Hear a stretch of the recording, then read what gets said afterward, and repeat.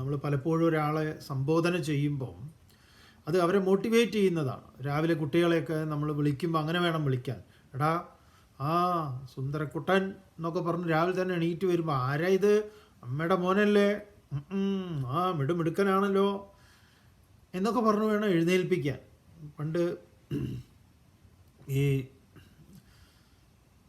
കാട്ടിൽ രാമനെ വിശ്വാമിത്രൻ വിളിച്ചുണർത്തുന്നില്ലേ, സുപ്രഭാതം വളരെ പ്രസിദ്ധമായിട്ടുള്ളതല്ലേ. എങ്ങനെയാ പറയണത്? കൗസല്യ സുപ്രജ രാമ പൂർവ സന്ധ്യ പ്രവർത്തതേ ഉത്തിഷ്ഠ നരശാർദൂല കർത്തവ്യം ദൈവമാന്വിതം. ഉത്തിഷ്ഠോത്തിഷ്ഠ, എന്ത് മനോഹരമാണ് അല്ലേ. അപ്പം നമുക്കും അങ്ങനെ, ഇപ്പം സംസ്കൃതത്തിൽ ഈ കൗസല്യ സുപ്രജ എന്നൊന്നും അവനോട് പറയേണ്ട കാര്യമില്ല. എന്താ അതിൻ്റെ താല്പര്യം? കൗസല്യ സുപ്രജ, കൗസല്യയുടെ നല്ല മോനെ എന്നാണ്.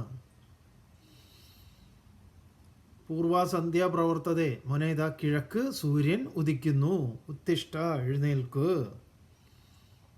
അപ്പം നമ്മുടെ പേര് പറഞ്ഞിട്ട് അമ്മയുടെ മോനെ കുട്ടാ, എടാ സൂര്യൻ ഉദിച്ചു കിഴക്ക്, ദേ എഴുന്നേക്കണ്ടേ, സ്കൂളിൽ പോണ്ടേ,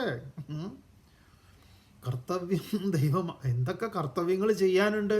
നരശാർദൂല, മിടുക്കനെ, നരന്മാരിൽ ശ്രേഷ്ഠനായിട്ടുള്ളവനെ എഴുന്നേക്ക്. ഇതെന്തടാ പോത്ത് പോലെ കിടന്നുറങ്ങണമെന്നൊക്കെ പറഞ്ഞു കഴിഞ്ഞാൽ എങ്ങനെയാണ് ശരിയാവുക? അപ്പോൾ അവനാദ്യം പോത്ത് പോലെ എന്നൊക്കെ പറഞ്ഞു കഴിഞ്ഞാൽ അച്ഛനപ്പുറത്ത് ഉറങ്ങുന്നുണ്ടേ.